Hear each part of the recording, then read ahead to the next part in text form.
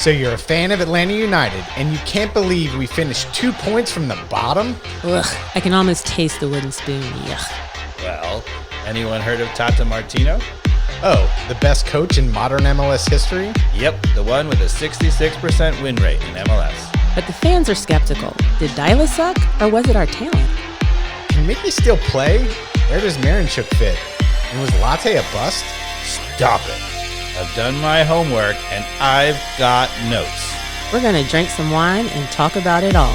I'm Mikey Dobbs. I'm David Katz. And I'm Carmen Butler. And this is the ATL on Fire podcast show.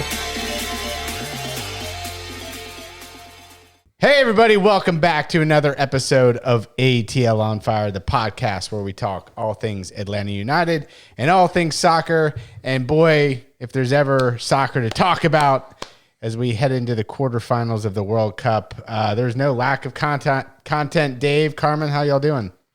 Awesome. Yes. Carmen? I mean, This is amazing. freaking World Cup, man. Let's go. In America. I wanted to say something sarcastic like, nah, but I couldn't even do it. I know. Like, I was too enthralled. I'm giddy. Yeah. I'm absolutely giddy.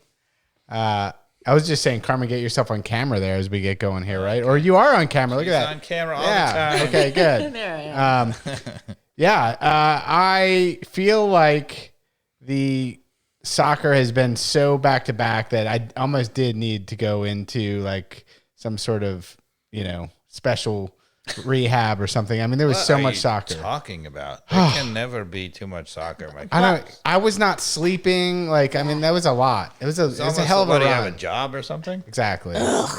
Gross. But I mean, what do you call it? The withdrawal that we will go through when it's over. Yeah. I don't know what I'm going to do with myself. What are you talking about? Like, what am I going to do with myself? Is that I'm already sad. There was Oh, a but day without a game, and there I was will like, be sad. Atlanta United starting in another week. Yay! Well, and we've had a lot of bets that have come and gone, but I No, we didn't bet anything. What are you talking about? I did bet that Belgium was going to go further than the United States, and Indeed. Is that the first bet I've ever lost on the podcast? I don't think so. I don't think it's the first, but it's the biggest. It's the biggest. He's at probably least the three. second then. Second. I think there's been at least three. Second. But you've delivered on that here with we'll talk about this Pinot Noir in a second, but I have probably lost more, and I feel like I've Here's owed the ultimate debt. irony, dear podcast listeners. So I've won so many bets, and Mikey Dots is so far behind that I won the bet, and he decided for me to be able to give him the wine that I owe him for the bet, that he would have to dig himself out of the hole, and he bought a Chateauneuf De Pape. Yes. So, What and, the? And all I know is I just grabbed for the top shelf. I didn't know anything. I do know that France is probably going to win the World Cup, so they're good at soccer right now. Oh, well done, Mikey see that. Dobbs. I I see see. what you're doing. And I have them in my Calcutta pool, so I'm rooting for them. Yeah, you're going to Okay. win. And And then you'll be able to buy more Chateauneuf De Pape. that is true. Ooh, there it goes. is true. But cats being cats, you said as soon as you told him what the wine was, he was like, I know that thing. Yeah. He's like, oh, I know that label. How do you pronounce it, Dave? Chateauneuf De Pape. Yeah. So we're drinking Very a famous. 2019 Chateau de Pape. It is fantastic. And I don't even know Yeah, about wine, I but don't I know. know this is good. Yeah, all I know is delish. So thank you to our sponsors up in Dahlonega who also make a lovely wine here in Georgia. Wolf Mountain Vineyards. I don't know if Brandon and the team are listening, but I know he would probably appreciate this wine as well. Yeah, no offense. I mean, this was made by a pope, right? I mean, how old is this The vineyard? vineyard is over 700 years old and was Oh, founded okay. by a pope right outside of Avignon. Well, that Pope is blessed. Our other sponsor, Wild Heaven. I was just up there earlier, Dave, watching the Spain-Belgium game, and your Manchester United goalkeeper had a little bit of a blunder there. But, Wild Heaven, 3 locations, one here in Avondale Estates, the West Side, and Toco Hills with Fox Brothers Barbecue. But the West Side, as I mentioned last time, y'all, has Eats reestablished. We got to go there. Yeah, we we do. definitely got to get there. By the way, So. just to give a little bit more of the knowledge. So since we're drinking a Chateauneuf de Pape, right? So the classic Bordeaux blend right? So people think, Bordeaux is like, oh, it's a Cabernet or whatever. That's only California. All the Bordeaux's are blends. Their classic 3-part blend is Cabernet Sauvignon, Merlot, and Cabernet Franc. I didn't know that. They're all that way. Okay. So this is a blend you're drinking. Okay. For those snobs out there who are like, oh, I only want whatever. Just know, Chateauneuf De Pape is not above blending wine, so you shouldn't be either. Okay. There you go. How is your vineyard going, Dave? It's great. Tomorrow we're going first thing in the morning to net the grapes, keep the birds away, and then we'll harvest another month or two, month and a half. Nice. Yeah, we're not there for the hard work, right, Carmen? We're just there for the smashing of the grapes and the wine tasting test. When are you going to see a bottle of this? We do need a bottle. Yeah. So we have our best wine ever that's aging in the bottle right now, and I typically like to let it age in a bottle for a year, so it would be about the end of the year towards the holidays that we would bring that out. When Atlanta United make the playoffs. There you go. That sounds good. Sorry, I couldn't even say that with a straight Is that not like the best thing about the World Cup? We got to forget about Yeah, we really for a did get to second. forget about it. Uh-huh. But wow, okay, so when the last podcast we had made it out of the group, right? Or did we make it through game 3 in the last podcast? Do you remember? Had we lost? We had definitely qualified. It was So I think we had lost our game to Turkey 3-2, so that was the last one, and we were going to play Bosnia and Herzegovina. Yeah, I think so. That sounds right. Yeah. So we then have the Bosnia Herzegovina game. You want to start there as a little bit of a starting point? A 2-0 win with the controversial red card? Yeah. I mean, we look great. It wasn't the dynamic performance attacking-wise you saw at Paraguay when we scored 4 goals, but we scored 2 great goals. A free kick. Right? Amazing. And Tillman with over the top. That was after he went down a man down. He's like, and then he ended up doing that again in the next game, too. Yes, he did. Twice. He did. So, it was a great quick counter to Balogun to score the first. A little bit fortunate on the deflection off the defender, but he was first to react and brilliantly finished through the goalkeeper's legs. Yep. It was totally in control. Yeah. And I have to say, I said a couple things during the World Cup, and we can revisit them. One, you cannot sit back and beat the U.S. That's the way to lose to us, is to sit back. The way to beat us, if you come at us, our defense is terrible. And you can score against us, and particularly Jim Ream. Excuse me. Yeah. Which we'll talk about. But so really all the way through the Bosnia match, everybody tried to sit back and counter. And I was like, good luck with that. That's the way to die against us. And I thought that Belgium was going to do the same thing because they like to pass the ball around. Yeah. They did not. They sure didn't. Oh, but anyway, what were your thoughts about the Bosnia game? Any more to say about that? Yeah, no, I thought we were in control, and then obviously disappointing when we got an unfortunate red card with the Flo Balogun horrendous situation. Goalkeeper. Yeah. I mean, a referee doesn't make even a call because there was nothing in it. Well, because it's so obvious there's zero malice, zero intent, and zero force, and then you. Again, this is where VAR keeps re-refereeing the game this World Cup. Right. You show over and over again in slow motion what looks to be horrific. It looks awful. And could have injured him, but that's not what a red card is meant for. Right. When 2 players are challenged for the ball, there is not any sort of intent to be up high on the person's leg. It just was a coming together of 2 guys challenging. Stumbled, right? Because actually the defender was basically fouling him, which caused him to stumble. Exactly. Yes. And then he just, as he was stumbling, he had to put his foot down somewhere. Yeah. He put his ankle in the way. If you ask me. It was awful. Right. Yeah. And it's almost the same thing as saying 2 guys going up for a head ball, right? And one of them gets hurt. Well, that's just part of the game. If 2 guys collide heads and one guy gets a gash in his head and has to go off, which is rather unfortunate, happens to him, it doesn't mean it's a red card. Right. Exactly. You almost never see that with Raul Jimenez. You didn't see that, I don't think. You got to be doing something dangerous or something on purpose, and it's like if there's an accident, that it happens all the time. But it's like the people up in the booth they don't understand the rules. Right. It's unbelievable. It is interesting. Yeah. It's like they haven't played the game. Yeah, they haven't played the game and they don't understand like what a red card is meant for, and it's just wild. And you know, a lot of people who are listening will probably disagree with this. A, you probably have never played high level soccer, and B, listen to all of the guys who actually have that. What Mikey Dobbs is saying is, if you disagree with this, you're stupid. Continue. That is, I get real opinionated on stuff like this.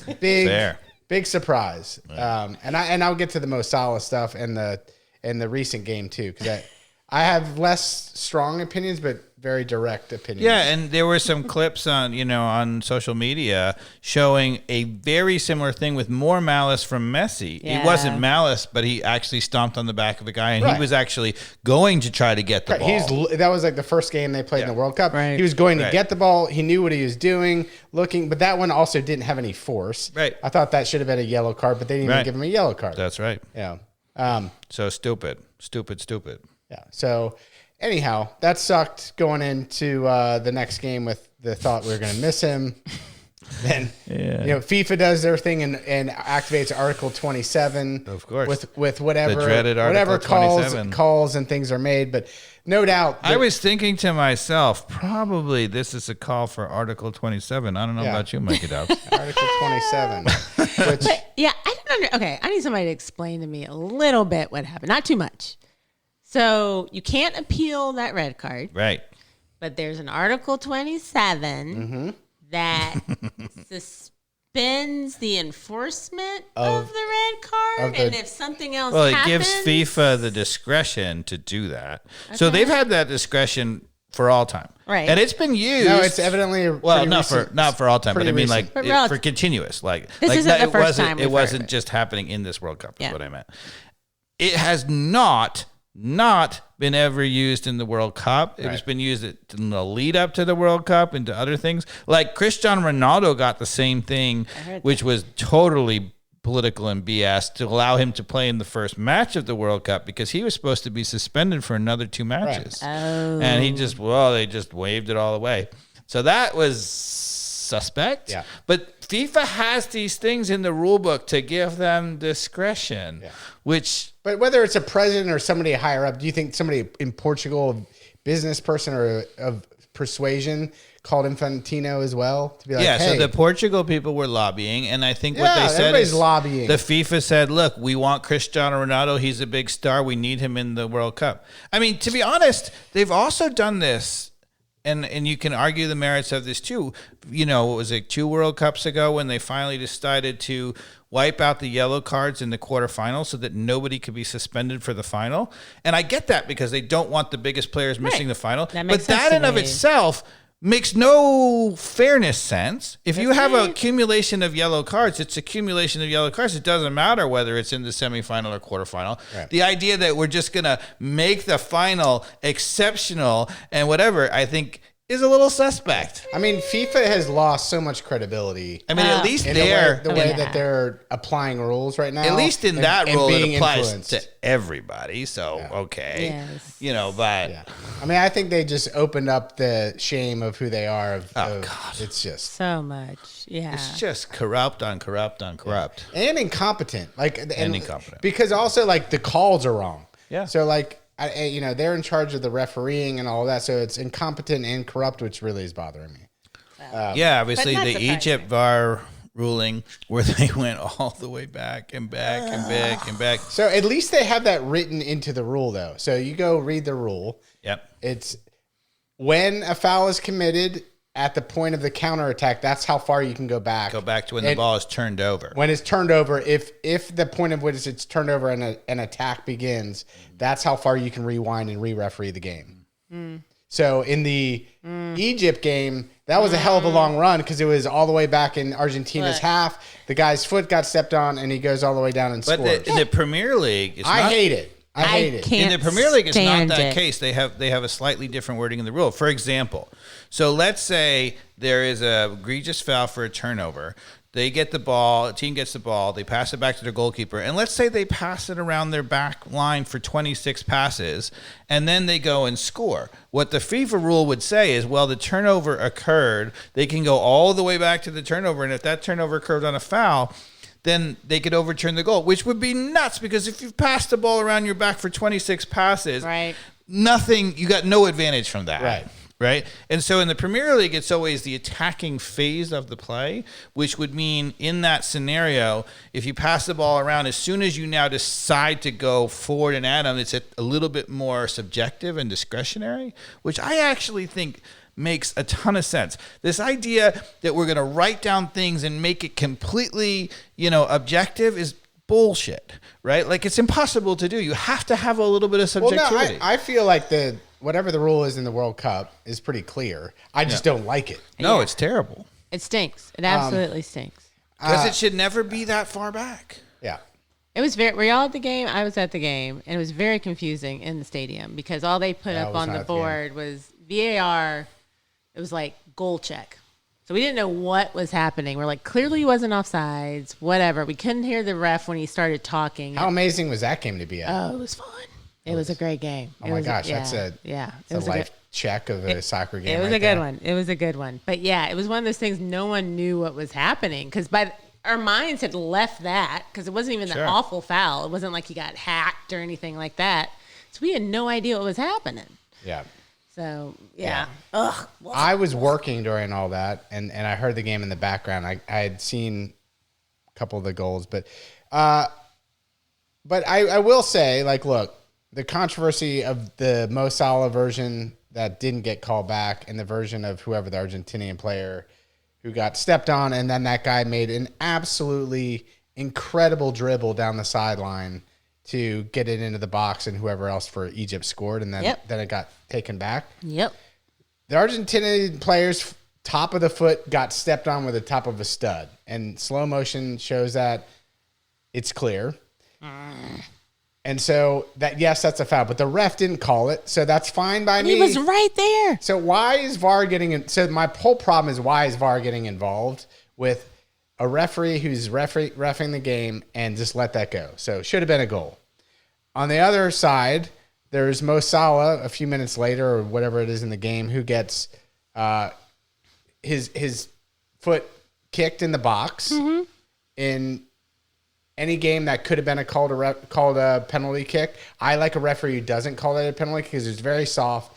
It was not a case where the player was stepping on his foot. It was a case where laces were coming together or toe to toe. Yeah. And as soon as Mo Salah felt it, he went down like a wet blanket. and a lot of refs will give that as a PK these days. Yeah. And I wouldn't have had a problem with a ref who. I mean, I would have, but I would have been accepted it. That's a PK. But they didn't. They call it back. And so, again, for them to reverse that, that's the situation where they didn't. That's my whole take on it. Why re-ref the game from the box when the ref has already clearly made a decision of a no call? Yeah. Yeah. Did you guys see the Austria-Algeria group stage last game? Mm-mm. That was totally nuts. I don't know that I saw that one. Yes, we were texting about it. Yes, I forgot about that. So it was 2-2. So both teams, if they tied, went through, right? And they had gone after each other, and it was 2-2. And it got to be, I don't know, whatever it was, the 65th, 70th minute. It was 2-2. And clearly everybody's brains. The secret handshake got broken? Yes. So what just happened was they just sat back, and Austria said, you have the ball, and Algeria just passed the ball and passed the ball and passed the ball. They had the ball for, It was so boring. It was terrible. Simpson episode? Yeah, they had like hundreds of passes, and they were just watching them pass the ball back. For some godforsaken reason, in stoppage time, it made zero sense. They decided to go forward in the last, Algeria. It was like 4 minutes to go. They go forward. And what made it particularly stupid? Like, Yeah, That's the part. It made it particularly stupid because they actually were facing a much tougher opponent if they won the game than if they tied. I think they had to play Spain if they won the game. And if they tied, they had to play whoever they played. They ended up playing somebody else. Yeah. So nobody should have let them go forward. The coach should have been like, we're fine. We're good.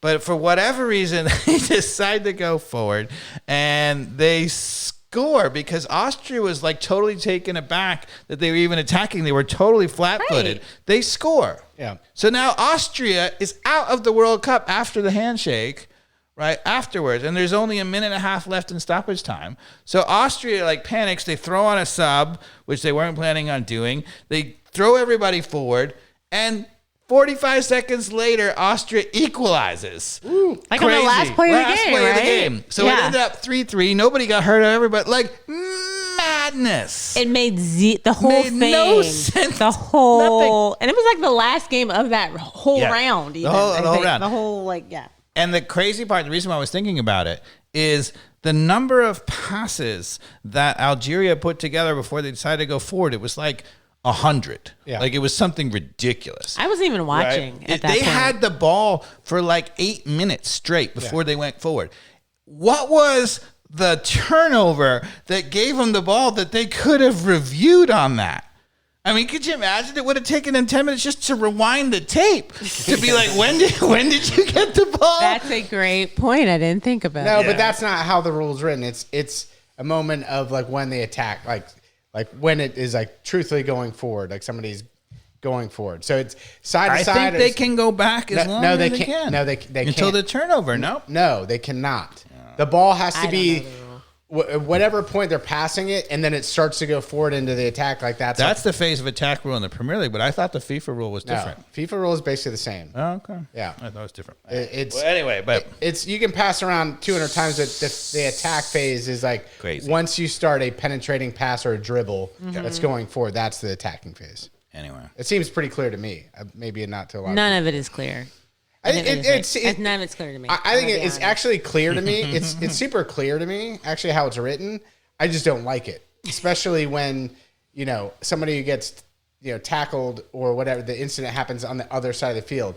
I think maybe if they write it that way, like it happens on the other side of the field, you can't even go back to the other side of the field. On your half, it has to be on your half. Yeah, that might be a good way to that's a good delineate. But it would still, then there'd be a moment. Anyway, whatever. Okay, so you want to talk about more general, or you want to talk about the U.S. getting out first? Let's talk the U.S. Let's just get that out of the way. Let's go depressing road of the Belgium-USA game. All right, let's hear your guys' takes, and then I have a major take on it. Let's go. A major take. I love it. Okay, so the game starts, and it's clear that the U.S. is already kind of shaky, and we started off like horrible. Not just one person. It felt like every player in the field was off kilter in some way, except for Freeze, who made a brilliant save in the first 2 minutes. So early. He comes out and makes you're like, okay, Josh Freeze actually made the first save that I haven't seen him make ever as the U.S. men's national keeper. So I'm like, I actually was like, at first I was like, okay, that is an omen. I was like, this is a good sign. Well, Freeze and Carmen are both Harvard grads, so they're simpatico. Exactly, big head, but not good feet. Not good feet. But wait, why do you think that's a good sign? Because that's just the way soccer goes. You know what I mean? Yeah, I agree. It's like the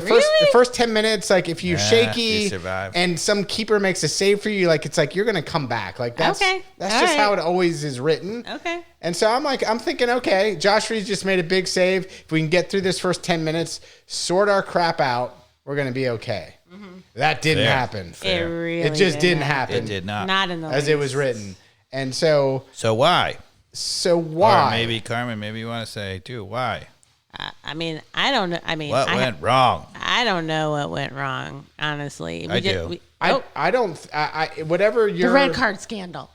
No. Well, if it's not part of what I'm going to say, then I don't totally agree with you. I think that the players mentally were not correct coming into the game because of the flow balling thing, and everything was like every player was off a little bit because of their mindset and whatever the case was, their timing wasn't correct.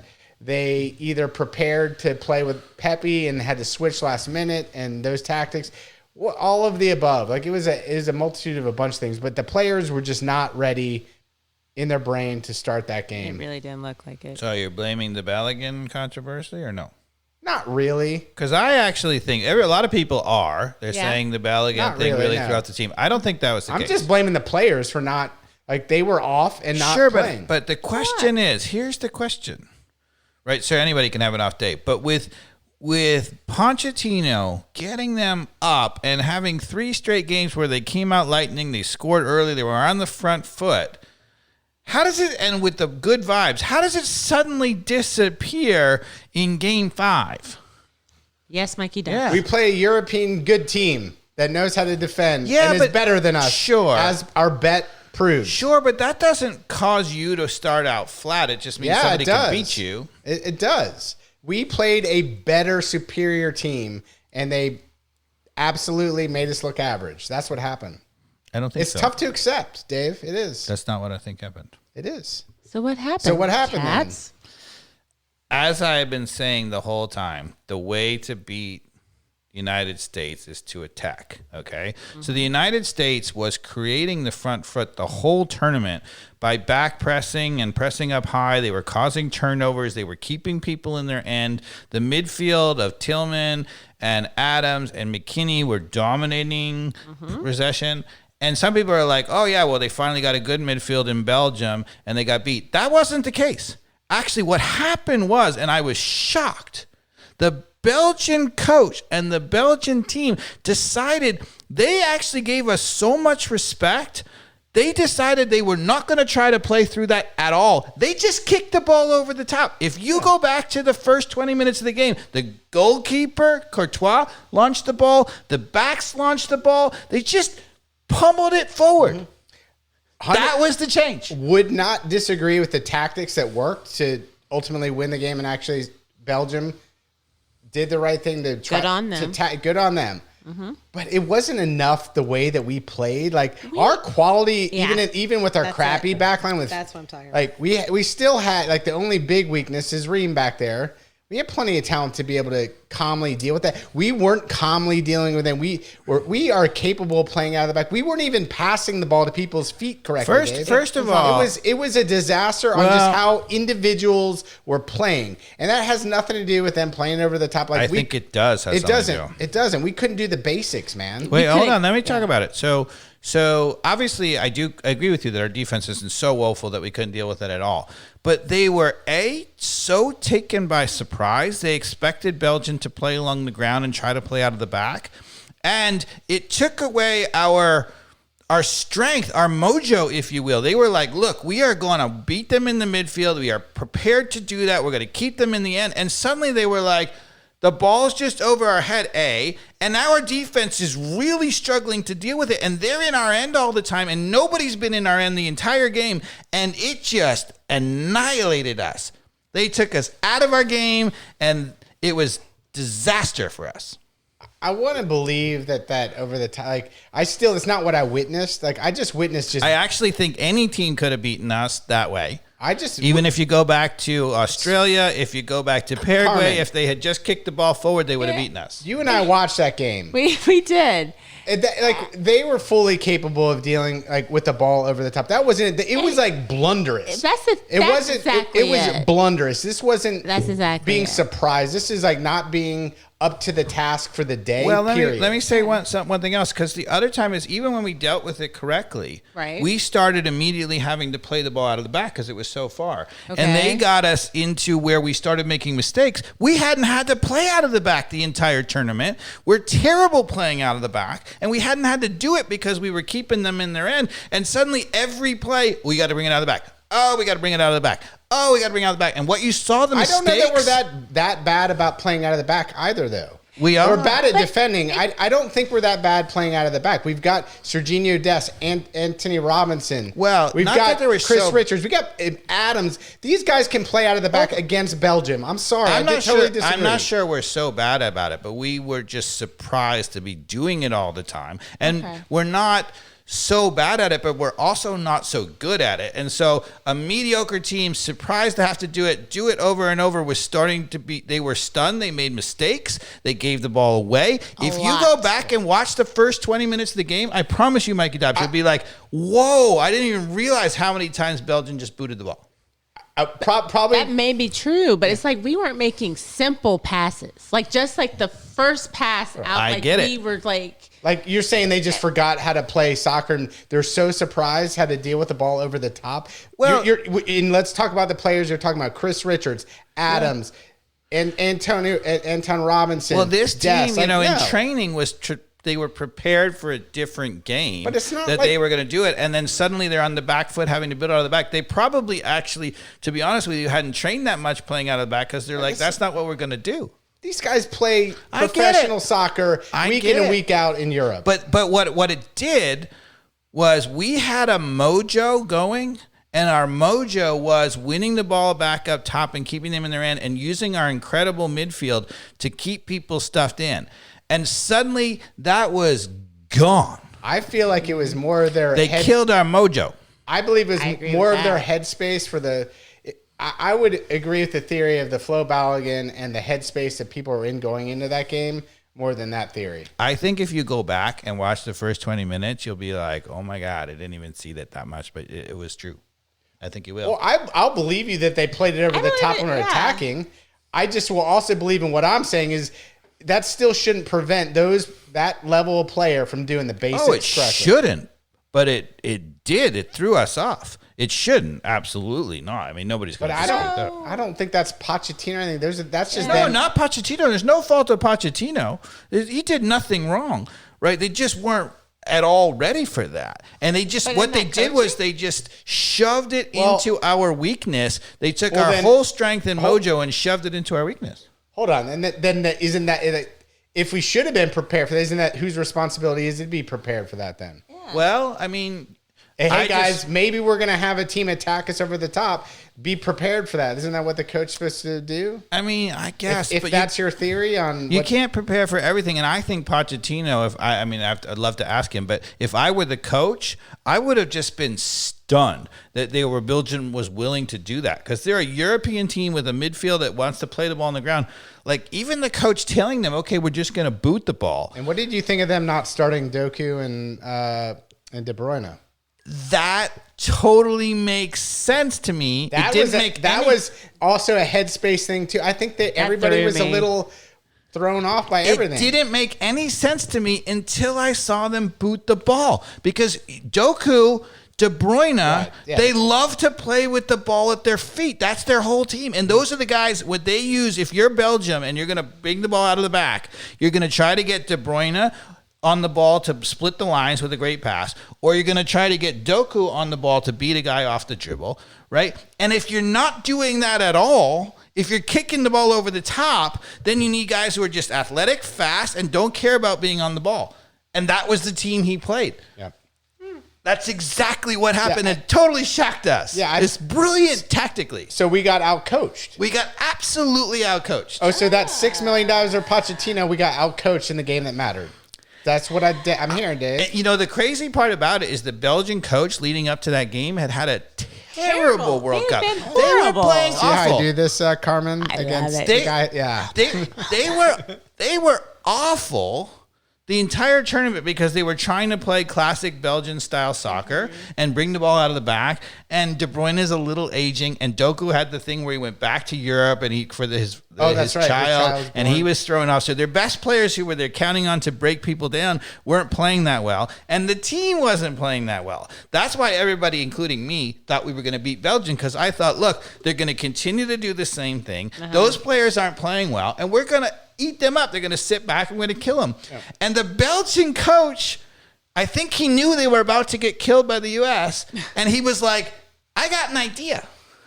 And he totally effed us over with a crazy style tactic.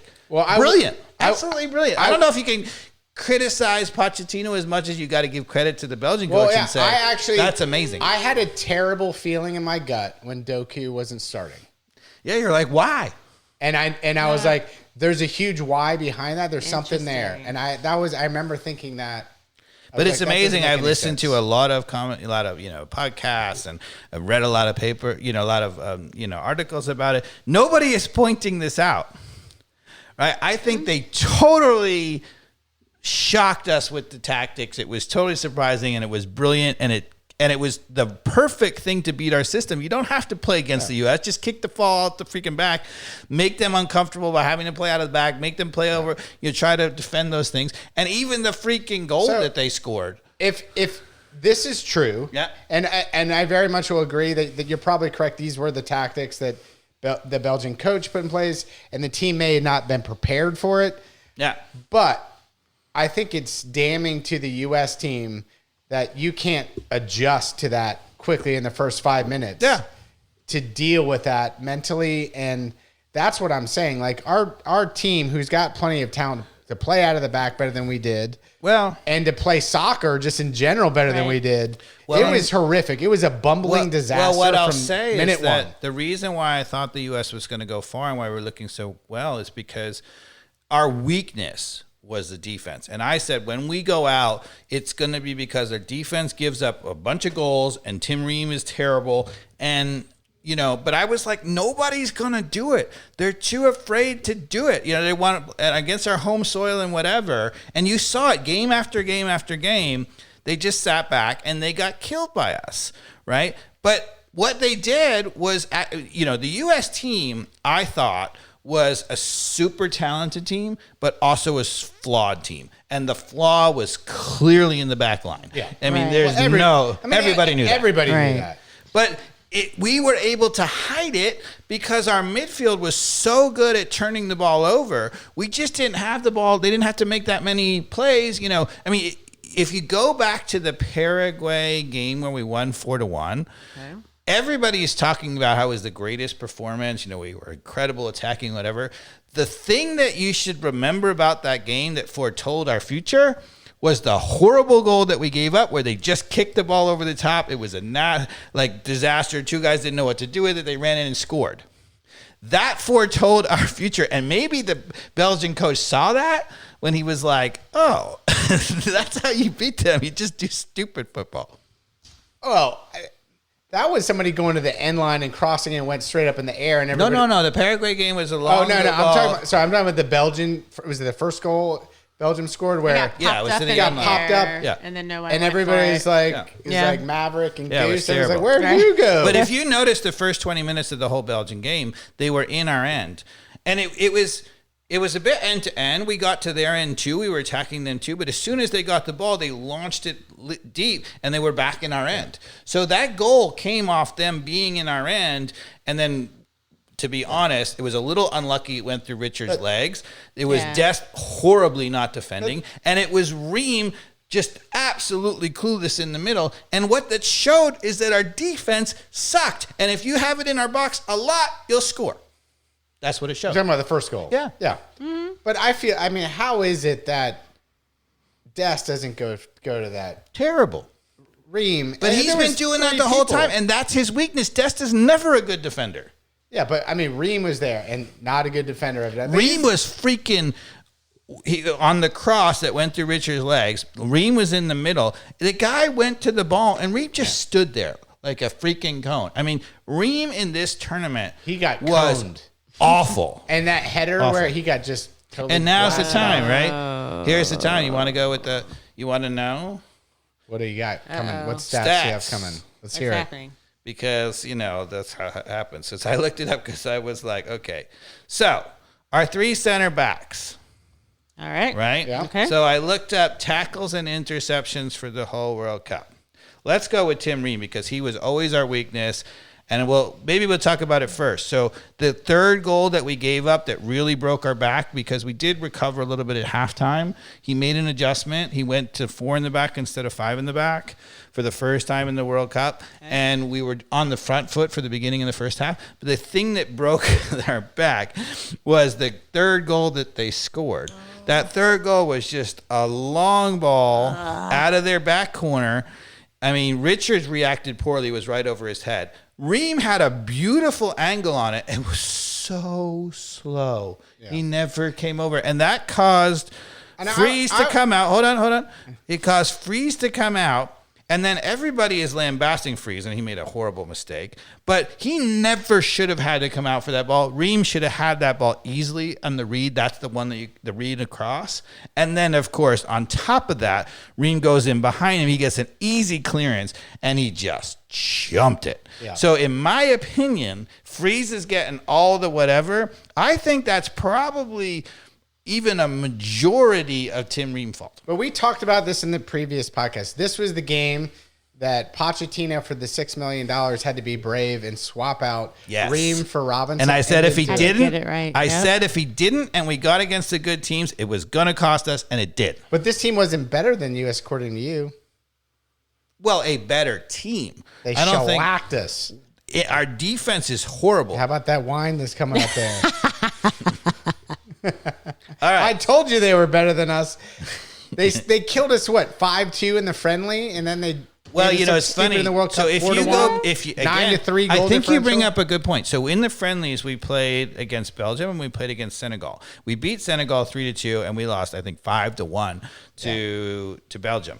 And again, in those games, we actually looked amazing going forward. People don't talk about that much, but in those games, we looked really dynamic going forward. Oh, the first half we did. We also looked like total garbage in the back and gave up goals after goal. Yep. Now, the two things about that, so Chris Richards, Miles Robinson, both got hurt, and Adams, I think, was not playing. So you were like, well, maybe if those guys come back. So Richards came back. Of course, he didn't play Miles because when Miles did play in the early thing, he didn't do well.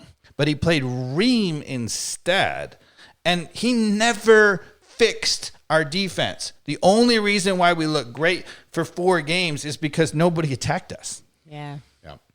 So, so who would you put in then for Ream if you were coaching? Anybody but Ream. Trusty or Robinson? It's interesting. It would have been Robinson. I think I would have had him all along and had him more confident. He looked terrible in some of the warm-ups. To be honest, in the third game when he tried out, I think he was trying not just resting everybody, but he was also looking at the other players to see if somebody maybe could replace Ream. And Robinson played not well in that game. Trusty played really well, but he plays at a left back. I don't know if you remember that. So he played at a left back in that game, which was a surprise. No? Oh, sorry. Yeah, oh yeah. Carmen, don't turn down the wine. Sorry. That'd be a mistake. My bad. So, to be honest, once I watched that, even though I wasn't a huge fan of Trusty, I would have played Trusty. Okay. I would have said that would have been my roll the dice. I would have said we are never going to survive in the knockout phases against a better team with Tim Ream. The best guy who's looked good in this tournament is Trusty, and he should have played that. Yeah. Okay. That's what I would have done. And I said it over again. That was going to cost us. So now. And I thought Boligan actually played well in that game, though. He did play well. He's People maybe are the only him. He's maybe the only player I saw the entire game. I was like, well, he played well. Well, it just wasn't enough because the rest of the team was bumbling around. The honest truth is everybody said everybody played badly, but what happened was, people were like, oh, Pulisic was terrible. Weston McKennie was terrible, right? Balogun was terrible. Tillman was terrible, and they were so good in the early games. They were never given a great chance because in those early games, we were up the field, turning the ball over, getting them on the ball. In this game, they just bypassed them by kicking it over our heads, and we were so poor, and they were building up against a so-set defense that they looked poor because of that, the way the game was going. Yes and no. I think if the U.S. had held on and survived longer and gotten on the front foot, it wasn't like those players were suddenly awful. I'm not going to give him a pass, Dave, because I think let's take Christian Pulisic as the example there. Yep. And I would agree, maybe they were a little more set, but he had plenty of times to attack players and dribble past them with them on their back foot, which Christian can do all the time. Couldn't do it. He was bumbling around. He watching him dribble. He was not on his game, man. He just wasn't. Like, are you disagreeing with me on this? Because he was not dribbling correctly, properly, or anything in between. Yeah, but I think I'm not saying that he wasn't off his game. Had nothing to do with the defense being set.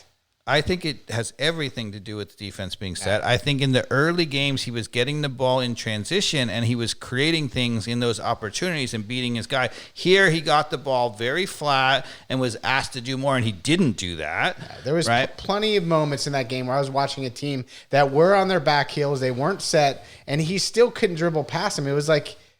I think he could have passed it and they got a give and go. Like, he just wasn't playing the right stuff. After the pain wears off, maybe we should have a watching. If you're going to be in the commercials with Messi and the Visa cards and Discovery cards and all that, then you got to step up. And Pulisic did not show up in that game.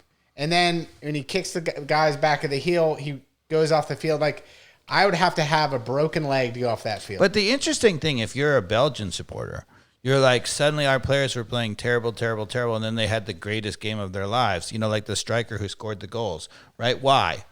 Right? Was it suddenly he was the greatest player in the world? No, it's because they suddenly had the ball in our box all the time, and they could take advantage of our poor defending. That's what happened. So I think the same thing happened to us. We were beaten by them being all set and us not having transitional moments where we had them over and over in the tournament. And it makes all the difference. I mean, even if you look at France, who's been so dominant, the one game where they were not, when they got into the super scrap with Paraguay, they made everything, nothing in transition moments. They gave everything. It was, fighting, whatever. It was all tense. It was struggle in the midfield. And even then, France really struggled to break them down. Is it because those French players in that day just weren't on their game and had a bad day? I don't believe it. Well, I think they just fought their way. But nobody who watched that game would say that, nor a U.S. team trying to break down a low block. What we saw was totally different in terms of, yes, they played long ball over and we finally got attacked. But even Christian Pulisic in the moments when we had a counterattack, it wasn't like they were that set, Dave. Like, I just can't buy what you're selling. Well, I think what you're saying, and I would agree with, is that our players are not good enough to do well when we don't have transition moments. France's team is good enough to do that, and our team is not good I'm not even saying that. I think we are. I think there was something wrong, like, with the way that we are playing that day. Like, Christian Pulisic was just off. It was like Dest was off. Anthony Robinson was off. Like, the defense was bad because they weren't good, but everybody just seemed. But a couple people were okay. I just think that.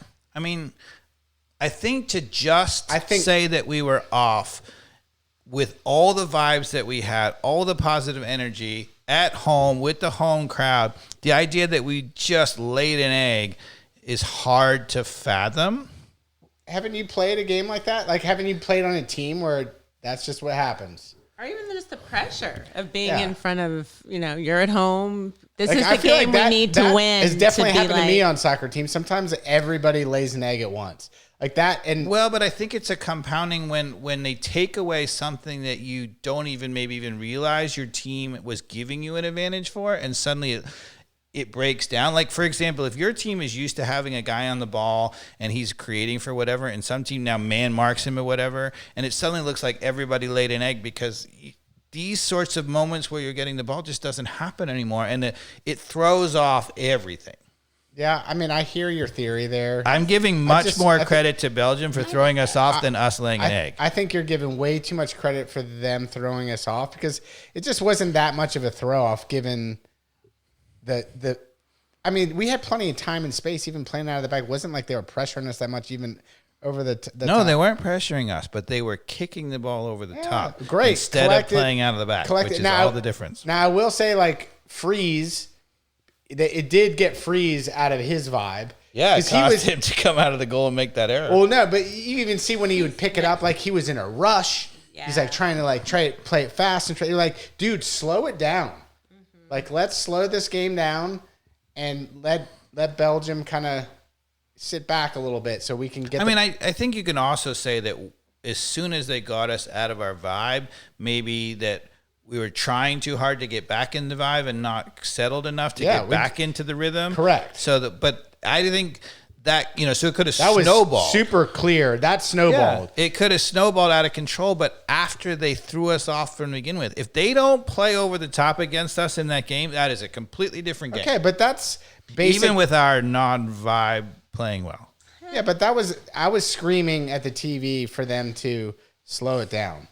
When, they got us the first. That happens a lot. And that should be the case at Belgium. The first 10 minutes puts a lot of pressure. That's usually the case. Then you got to come away out of that, get settled, and then move into the. But a couple of times they did. Like McKinney Adams actually slowed it down a little bit. I think they were really composed, not in the back, but. And then it still didn't matter when we got to their end. We got a couple of decent. That's because Christian Pulisic. That's because Christian Pulisic kept giving it up. He did, dude. He was trying to dribble by people and gave up the ball right after the midline. I don't disagree with you. Like 4 or 5 times. And that's not him too. So is it all of a sudden you're saying that they're so set that dude can't dribble by someone? Or maybe he shouldn't have. If they were set, choose a different path as an AC Milan's best player. Well, yeah, that's what I'm saying. He's not good enough to do it. But what I would say is if you go back and analyze the first 4 matches and look at every time Pulisic got the ball and just mapped out the players around him and then did the same against Belgium, is a very different circumstance. I try to stay calm on this podcast, but I get going, don't I? Yes, I love it. That's what we're here for. So I think they totally threw us off.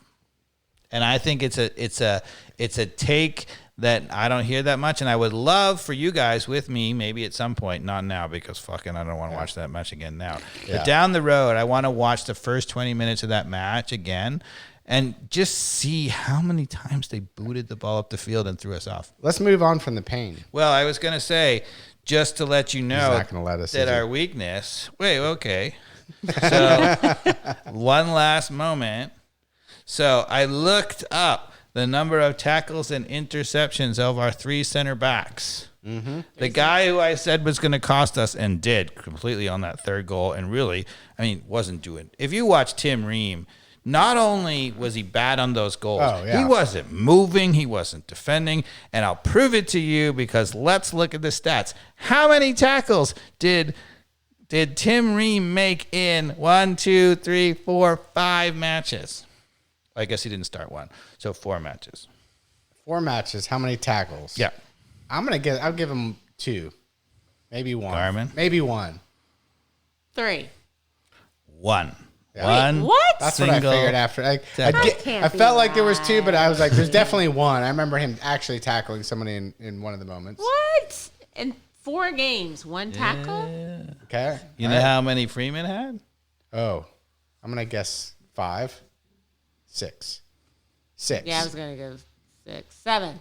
8. Okay. Here we go.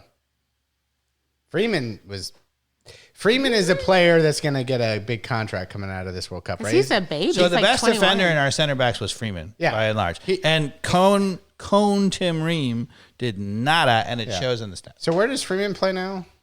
He plays at Villarreal. Yeah. Wow. He plays in Spain, the first division. Such a brilliant player. Mm-hmm. He was, to me, the joy to watch this World Cup. He was, and he's so young. Yeah. So young. Okay, so I also want to then, you led us right to the other thing. So a lot of the takes that I've been hearing are U.S. is not good enough. The whole system is broken because we have pay to play. Check. Right? Check. And Correct. Nobody should ever expect anything different. We're just going to continue to do the same thing. How do we feel about that? 100% correct. Carmen. Yeah, I agree. Okay. And I completely disagree. Of course you do, but because this is where yet you'll be wrong again going to this World Cup with Pochettino taking us better. Like, you're wrong. Hold on. You got all these theories, Dave. I feel like this was the same old U.S. men's national What team. I'm going to say, so first of all, I want to qualify this. So they're not wrong about the pay for play. And that it's terrible and it's ruining our system. And there's a lot of things wrong with the U system. That's all true. It's absolutely all true. But However, our team, in my opinion, unequivocally keeps getting better and better and better. Because we have a huge country, and even when you F it up that much, you still get some really, really good players. If you compare this year's team to 4 years ago, and 4 years ago team to 8 years ago, et cetera, not to say there hasn't been any little fluctuations, but we have definitely been getting better and better. Well, and here's why. If you get an ex-NFL player's DNA that ends up being the Freeman... And that what is you would, playing soccer instead of football. Well, what you would say is that's a perfect example. So the system is terrible. It's pay for play, blah, blah, blah. But suddenly here's a guy who's an exception, the only good defender on our team. And he happens to be a former NFL amazing athlete player. Yeah. And he just bucked the system, right? Yeah, he totally bucked the Now, he came through an MLS academy. Okay. So somebody taught him. Yeah. But in any case... That is the exception proves the rule. Now, if you look at what's wrong with the U.S. and why we keep going out in the round of 16, it's our defense. The attacking gets better and better and better. So if we can get enough NFL players to have their kids join the pay-to-play system, we will win a World Cup. That I will 100% agree with. We even need to have a committee kids. In the NFL. Yeah, hey, don't get a concussion. You guys should play soccer. Get a bunch of mini concussions. My point is that. So what we need to solve, if you're U.S. soccer, you certainly need to think about why our defending is awful. Although the world has this problem, it's not just us, right? But I don't think even with all of the problems that we have in the U.S., the attacking is getting better and better and better, and we're going to start to have players of the ilk of, maybe not a Yamal or a Messi, but guys who are De Bruyne. We're going to have incredible attacking players. We're going to have Cunha's in our team. Ooh. We're going to have, really good players. We're going to continue to have them. And, the fluke in this team, which I think is true not just for America, was Tyler Adams was the only guy who defensively knows how to position and play that. And he's an interesting situation because he comes from a super athletic, family, but his mother got divorced. He played well against Belgium, by the way. And got remarried to a Scottish guy who taught him how to play defensive midfield. So he took the athleticism of this crazy family. Yeah. He added the soccer knew of the fact that she happened to marry. And we're a big enough country that shit's gonna happen again. Well, weird things. I don't disagree that we're gonna get better, but man, there's still just such a huge gap. Yes, but it's closing all the time. Yeah, the other countries are not getting so great. They're really relying. I mean, if you look at, for example, in Argentina, really are, actually, they are being carried by Messi, and they have the same problems we have. Their defense is shit. I don't know about that, man. Argentina is pretty good even without Messi. I wouldn't know. I wouldn't know. Look at all the goals they're giving up to everybody. They've had the easiest draw ever. Argentina has always been a team that gives up goals. Yeah, and they're always a team that somehow can come back even from a deficit. And they're scrappy, and then Messi. I don't know. If you take Messi off that team's already out. Well, for sure. He's got 8 goals in this World Cup. He's the golden They're being carried by a player, Argentina, who supposedly has a totally different thing, no pay for play, playing on the streets, blah, blah, blah. What I'm saying is that we over-exaggerate our problems vis-a-vis other problems. I think a lot of places in the world are having this problem. We're not the only ones. And there's a lot of countries that are... I disagree, because every time you bring us our hope up, Dave, of this is going to be the World Cup, we don't. Carmen, all I'm going to say, did he bring our hope up in this? See, that's like I said, I blame you, Cass, for my disappointment. What I'm saying, I blame you for my disappointment too. This World Cup, this is all your fault. That I'm anybody who thinks that we just had a golden, anybody who thinks that we just had a golden generation, and that was our chance and we missed it, I think is totally misreading the soccer landscape. I agree with that. We're just going to have players coming through all the time. I agree with that too, 100%. But I still don't think we're not in the top 10 yet. No, but I think we're going to be continuing to get there. Now, I think we have to fix our pay to play. I think we have to definitely fix the guys who can defend because we don't teach defending at all. So there's a big set of problems. But we're so big, even with those problems, even if we don't fix those problems, we're still going to continue to get better. If we make a semifinal, I'm going to be in a feeding tube in the hospital somewhere. That's going to be my reward for you to be like, oh, yeah, Dave is right. Oh, goodness. No, we're making a semifinal in the next 20 years for sure. Like I said, feeding tube 20 years from now. You're going to be a feeding tube 20 years from now? No, you won't. Right. I don't know. Well, 24 years from now, yeah. What I mean, it's a very specific number. Anyway, well, I hope you're right. So I am very disappointed so the other people who say, oh, it was fine. I mean, this was a shocking exit. It was unconscionable. It shouldn't have happened. And to be honest with you, I really going to blame Pochettino. Pochettino, I think, is an excellent coach, but he's so focused on the culture and everything else. He never fixed the problem in the back. Never. And he had 2 years or a year and a half, whatever it was, to do that. He should have been desperate to fix that problem, including, for example, if our best defender was going to be Miles Robinson, he should have been playing every single time and getting better. Yeah. I mean, we said like 2 years. Because Miles Robinson, had he been coached up and played for the U.S. national team every single outing, he could have been a serviceable center back for sure, way better than Tim Ream. Yeah. Because, I mean, we said probably 2 years. Ooh. Man down. Uh-oh. Good. Man down. Like 2 years ago, if Tim Ream is starting in the next World Cup, we're in trouble. But we didn't know who else was going to be around there, but we knew that much. So, yeah. Yeah. Got fired. I agree. Was it worth $6 million, Dave? As you run away to clean up the red wine, we got a red wine down. Excited. It's okay. I don't think excited. this is that big of an issue. I don't think it is.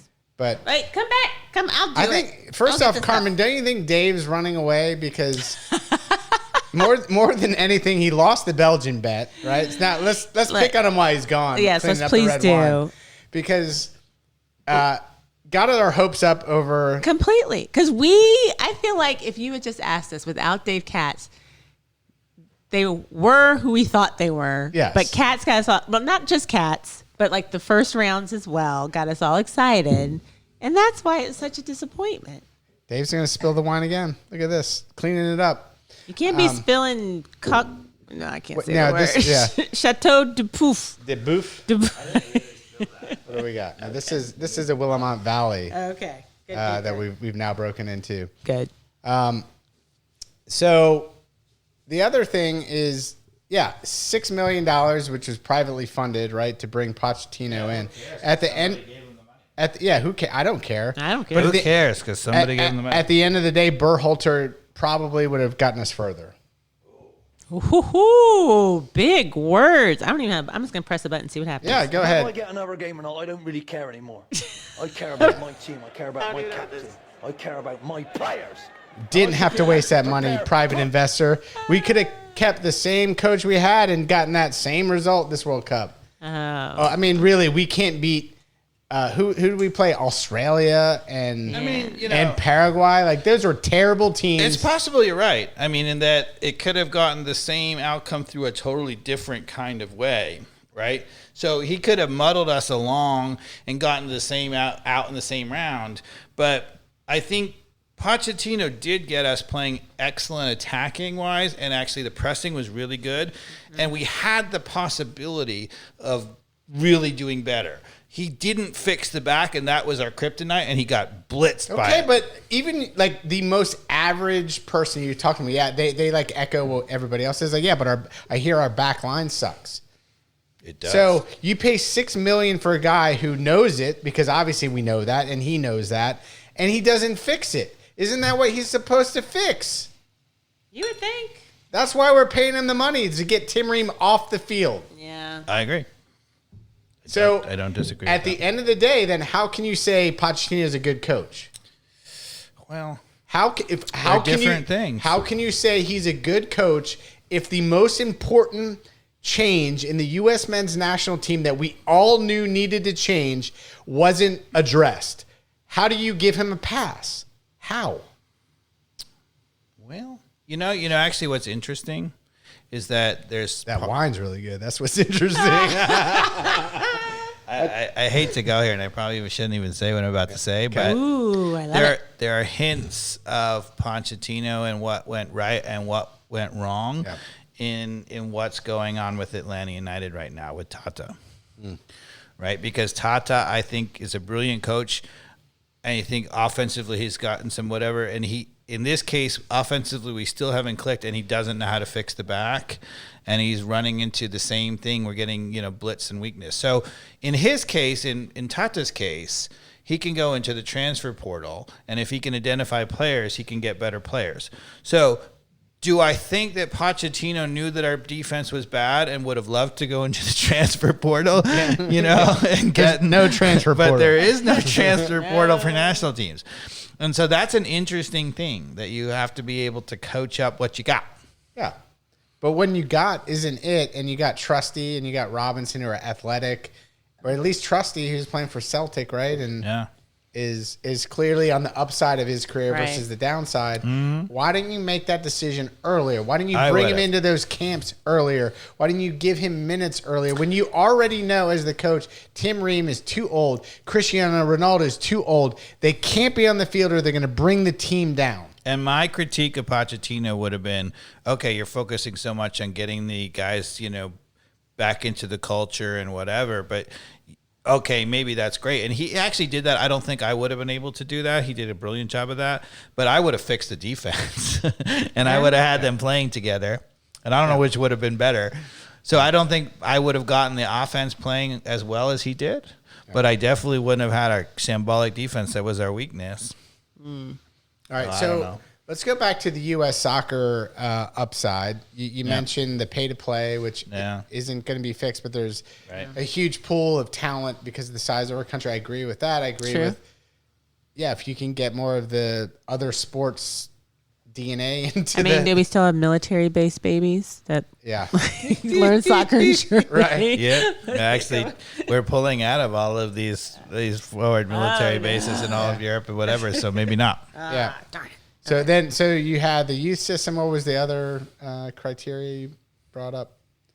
I think I was just mostly criticizing, the pay-to-play in the youth system. I also said the defending, but what about coaches in the U.S.?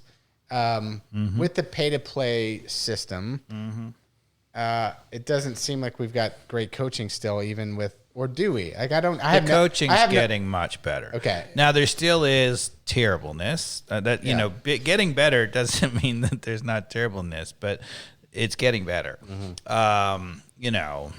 Compared to when we all played, some of the coaching was awful. And you really don't see awful coaching. There's still some coaching that's, leaves your head scratching and you'd be like, including, I think, part of what's working against us here right now is that U.S. is such a competitive culture.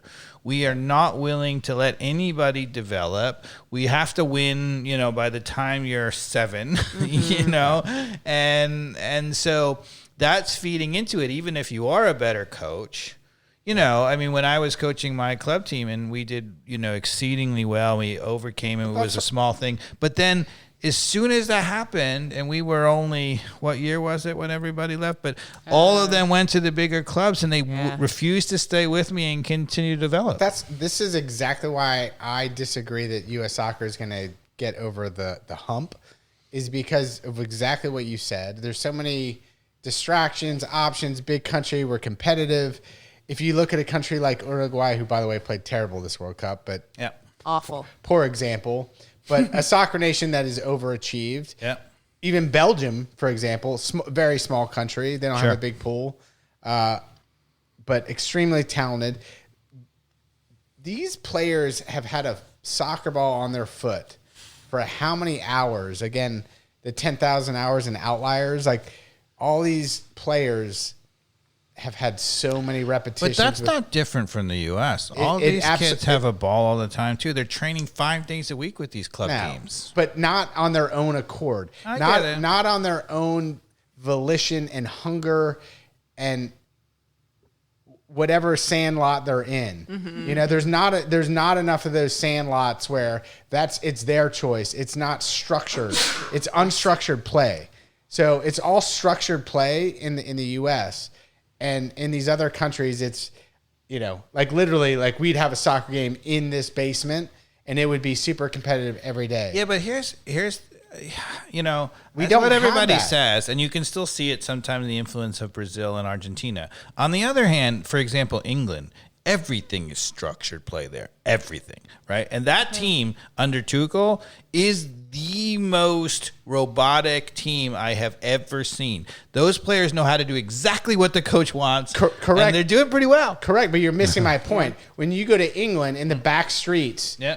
That's where they at the find end of the them. day after school, the kids are like cranking with a soccer ball in these little areas, just playing wherever they can. And it's not structured. And yes, when they do play for their team, it's very structured. But I think those guys who are playing for England, they've been in the club since they were 6. yeah, So unless you're talking about when they're 4 playing in the alley, you know, I would be interested in asking them, because I think those guys have been in structured systems from the time they Well, were, I- you know, What couldn't about other remember. countries like France? And I don't disagree, but it's like as soon as that, let's say 12, 13-year-old that's spotted in the back alley, that's a baller, they get put into the boring England structured system that's in that little town, Watford or whatever, wherever the hell it is. They go into the Watford system age 13, and then, yes, there's tons of structure.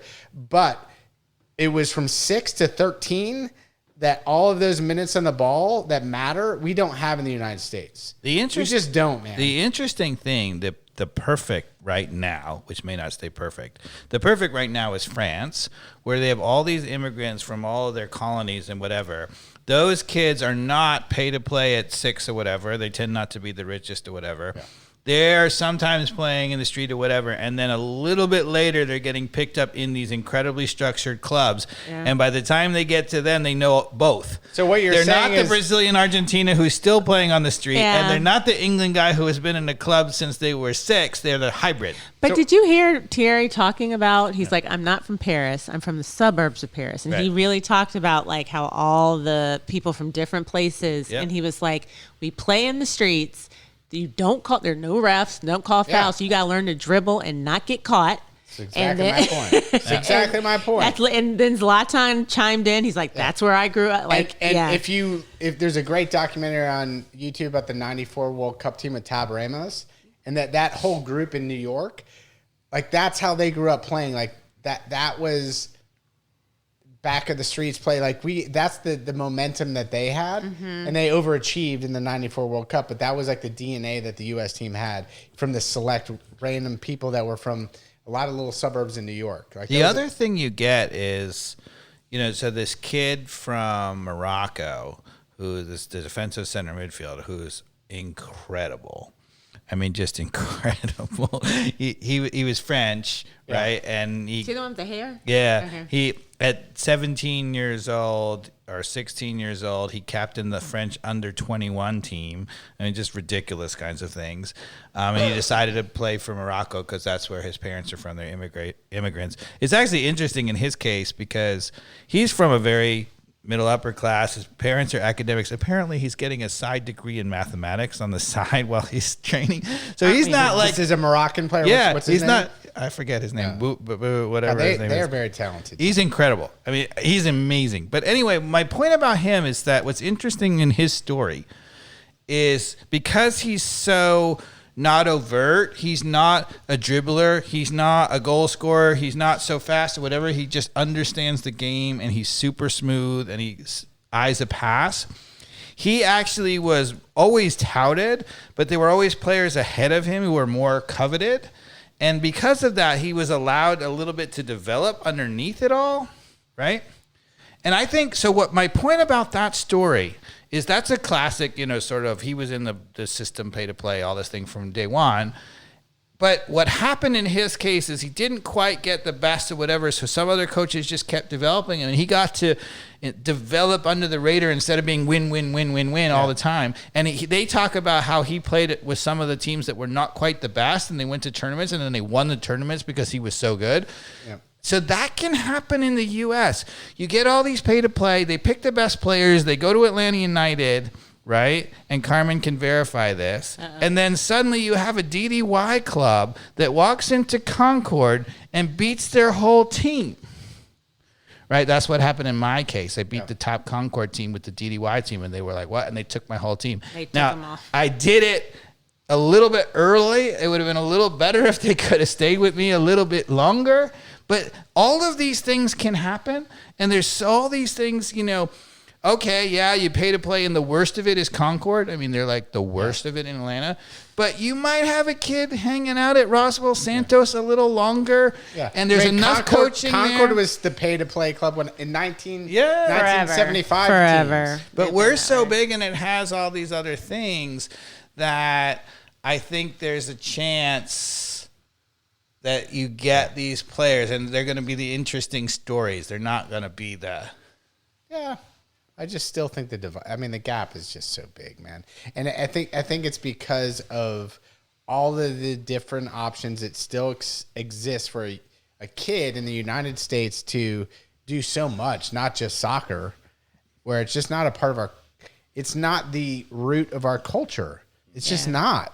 No. And so therefore we are always going to be the underdogs on that. But we front. don't have every single kid aspiring to be a soccer player, because obviously a lot of our talented players aspire to be basketball and football and all the other things. But whereas other countries, they do. That's all they have one sport. Yeah, I just don't know that we have enough kids at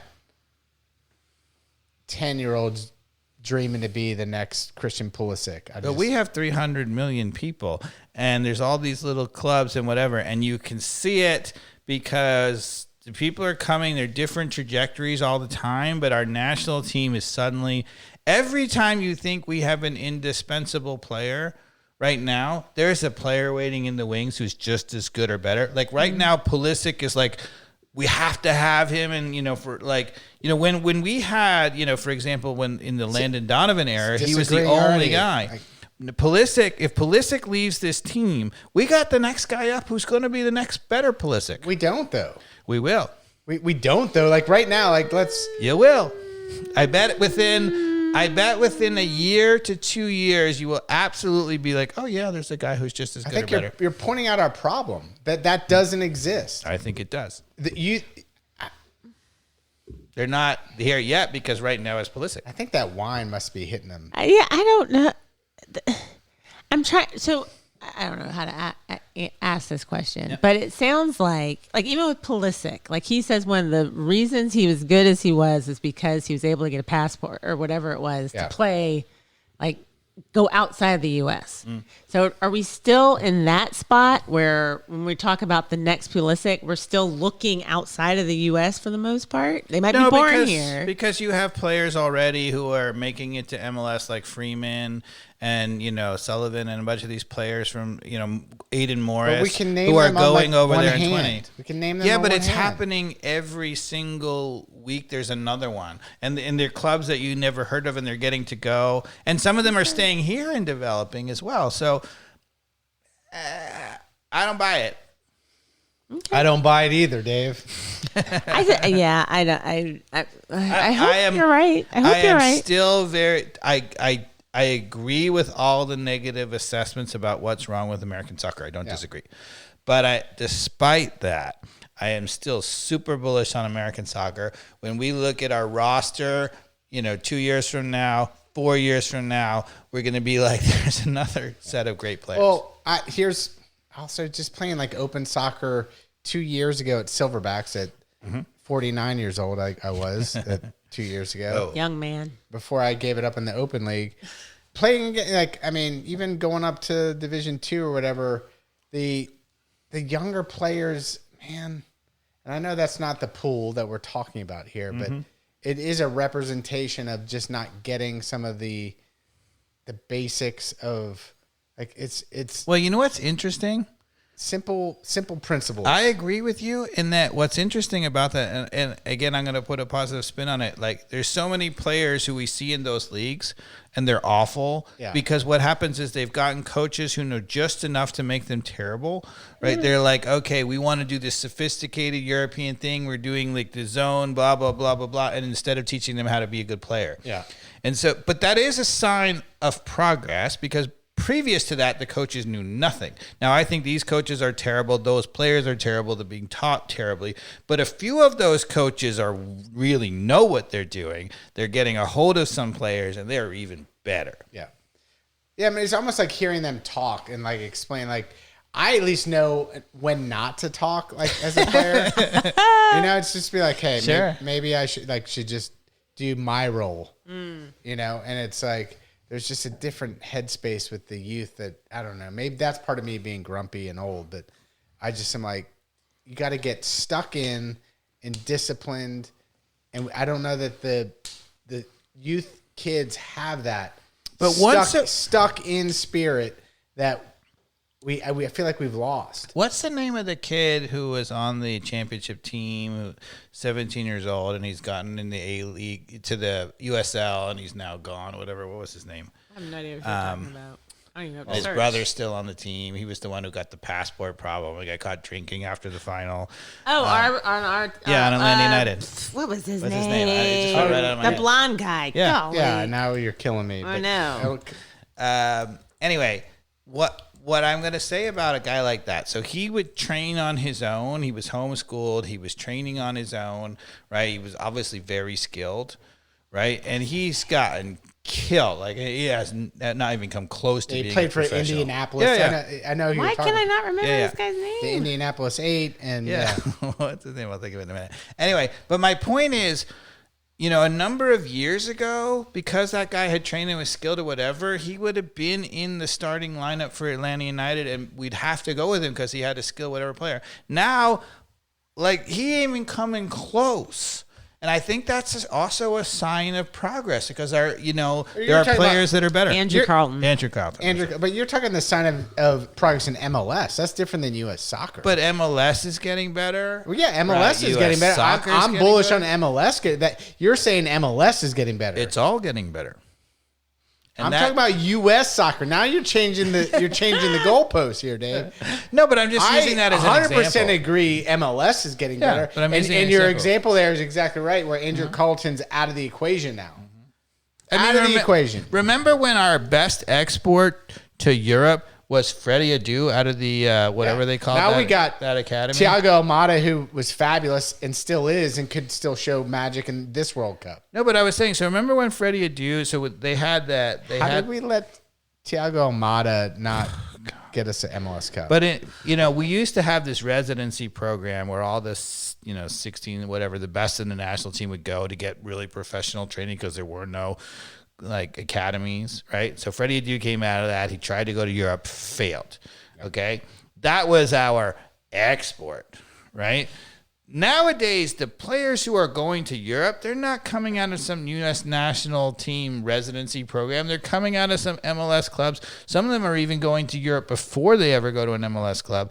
And they're working their way up and they're showing like, Joe Scally, right? Yeah. So Joe Scally is a kid from Long Island. He went to the high school, my rival high school, Sachem High School. Yep. That thing is like the definition of like no sophisticated soccer. They play like huge numbers and whatever. Okay. He left Long Island and is in Germany. I will say it does seem like the MLS does have an uptick of exports of some younger players. Yeah. And I'm not.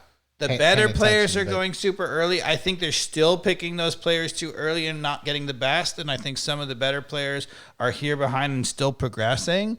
But there's all kinds of prospects all over.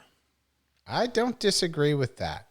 I just think they lack some of the foundational stuff that is going to be our Achilles heel for a long, if you look at the players from Atlanta United who have gone, from a so we've had two, Wiley and Bello, who've gone to Europe. Mm-hmm. They are perfect examples of players they picked early, really athletic, good going forward, no defending skills whatsoever, and are not going to make it in Europe. But they're still going, right? And it's a much better export than Freddie Adu. Even those guys, way better than Freddie Adu. They'll have serviceable What careers. happened to Caleb Wiley? Well, he went to Chelsea. They loaned him out. He hasn't done anything But he doesn't know how to defend.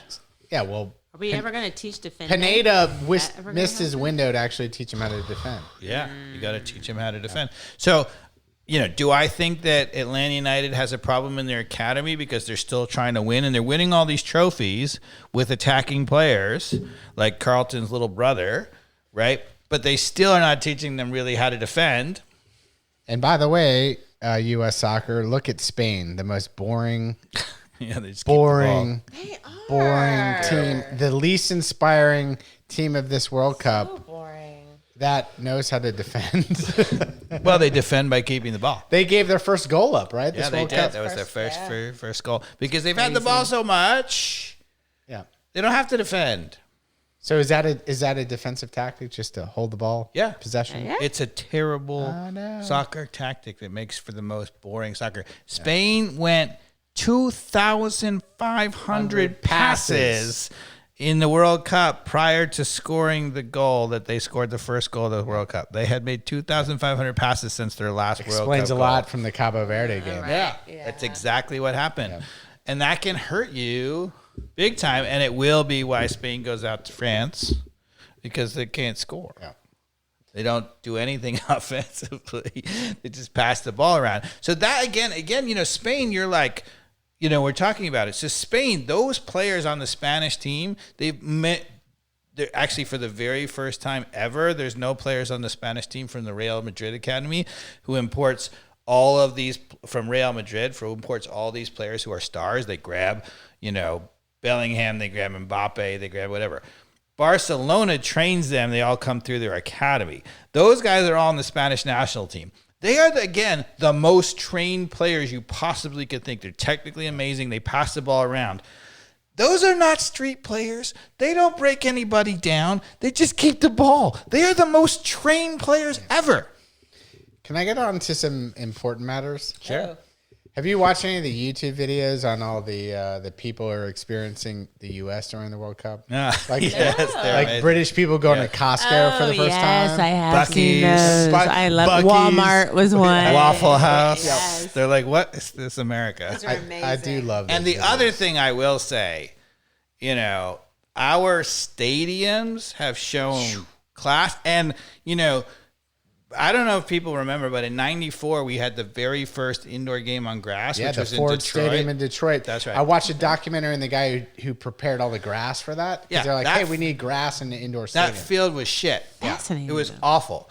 But for this World Cup, which is the next time we've had a lot of indoor stadiums, they actually figured that shit out. Big time. The fields have been spectacular. Atlanta United in Stadium, and like even Yeah. SoFi today. SoFi Yeah. looked SoFi gorgeous. is slightly because it has some openings on the side, but it's still indoors. So. Well, I'm saying the grass, like the Yeah, I FIFA know. grass, I know. and the And Houston is indoors. Atlanta United. Dallas is indoors. Kudos to Atlanta United. The field looked amazing. Yes. So America ingenuity in terms of stadiums, in terms of the grass fields, has been spectacular. Yeah. And the European fans are amazing. And the other thing that's happened is all the other countries who have come here.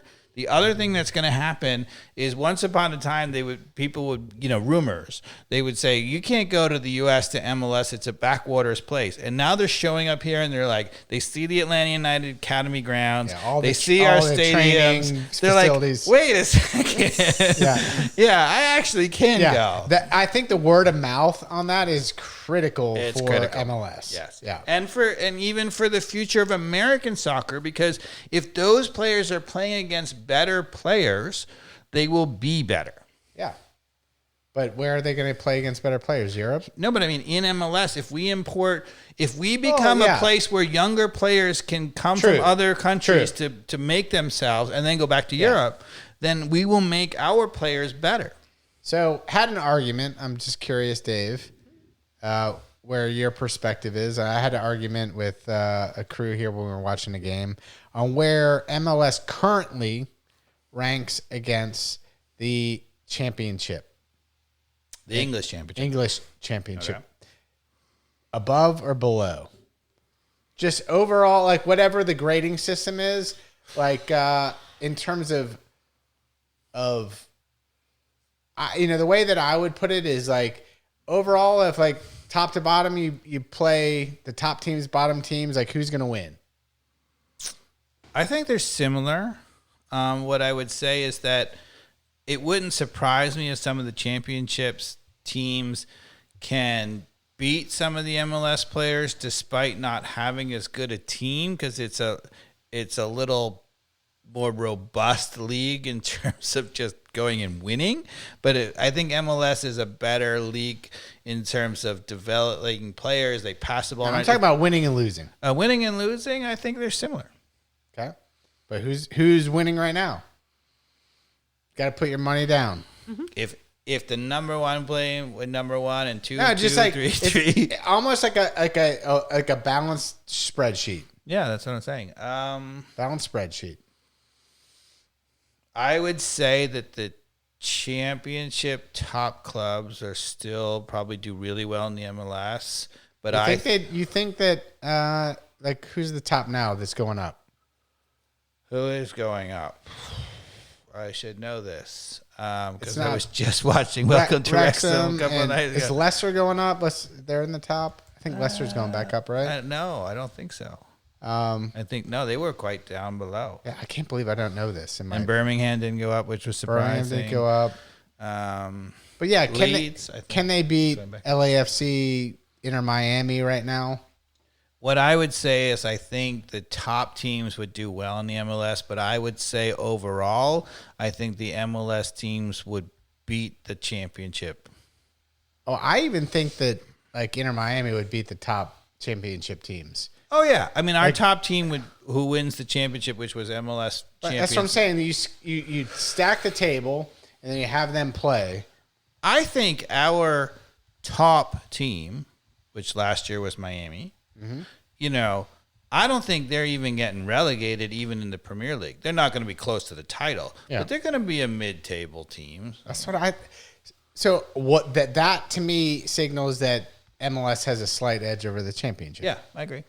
Which is what I was saying. Yeah, I agree with you. To other people, I agree with you. People downplay the MLS just because it's fun to do that. Yeah, it's fun. It's an easy target, and of course, top to bottom, like in MLS teams, there's a lot of weaker players, particularly in the back line because of the DP rule and all that.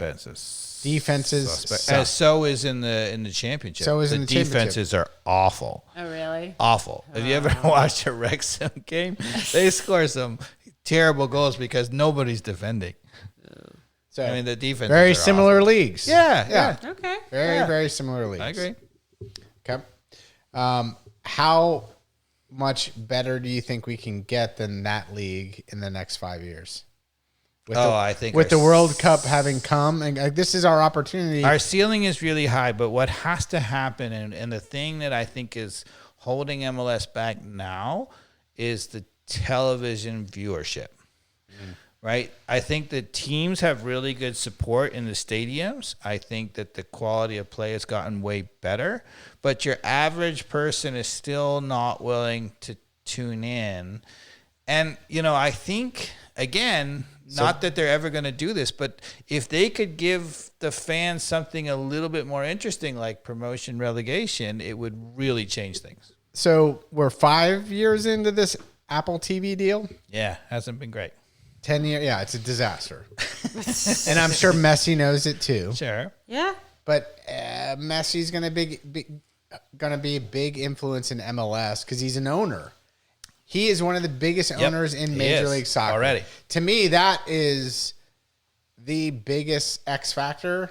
A guy like that who's going to retire in the next 2 years, what is he going to do in terms of just trying to help U.S. soccer? You think he'll do anything, or he's just going to go to his yacht? I think the U.S. he's going to go to his yacht, and he's not going to be. There are things that are going to help, but I don't think it's going to be Messi. Messi coming helped because it legitimizes the league. Yeah, but don't you think he's going to be a sounding board for like, hey, can we get rid of the designated player rule and like? He will help us to get rid of some of the things that are a little too say, American. Hey, now that we have 40 teams in MLS that's divided into two 20-tier tiers, and there's a promotion and relegation within the ownership of MLS. So at least there is pro and rel within the 40 teams of ownership, that you actually have, at least, even if it's kind of bullshit, that there's a pro and relegation. I have never thought of what you just said, and I don't think exactly the way you said it. I've been thinking about that. That is a genius idea. We have enough MLS teams to have some kind of slight, where they would have a league where everybody would play to begin with. But then you could get into an upper league within MLS. I think he just called you a genius, Mikey Dobbs. I've been thinking about that a lot the last couple months. Fucking genius. Because you solved the problem they have where it's the no problem. Owners want to be out of the league. They're not going to be out of the league. You're still in the league. You're just, and you lose a little. You could start by saying, okay, it's kind of bullshit. You lose a little bit of money the first time they implement pro and rel in MLS.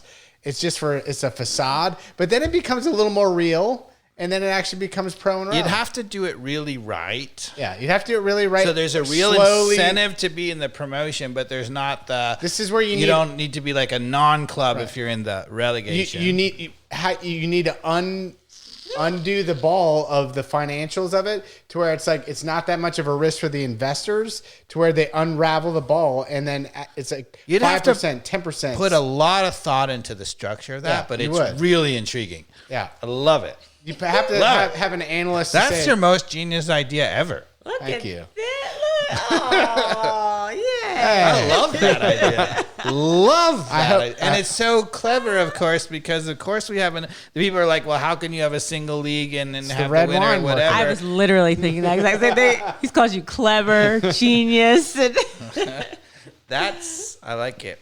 All right, let's go back, because this is the World Cup episode, and I know we're dragging out for forever, so forgive us out there. But let's go back. Let's talk about the end of the World Cup. Let's talk about the teams that are going to win it, and what we think is going to end. And overall, I mean, it has been a spectacular World Cup. Fantastic. There have been a lot of goals. There have been late goals. There's been drama. The England-Mexico game, which we haven't talked about at all. Even Ronaldo scored 3 goals. I mean, everybody. The goal-scoring race between Mbappe and Messi and Erling Haaland. I mean, yes. Incredible. And the teams. Go ahead.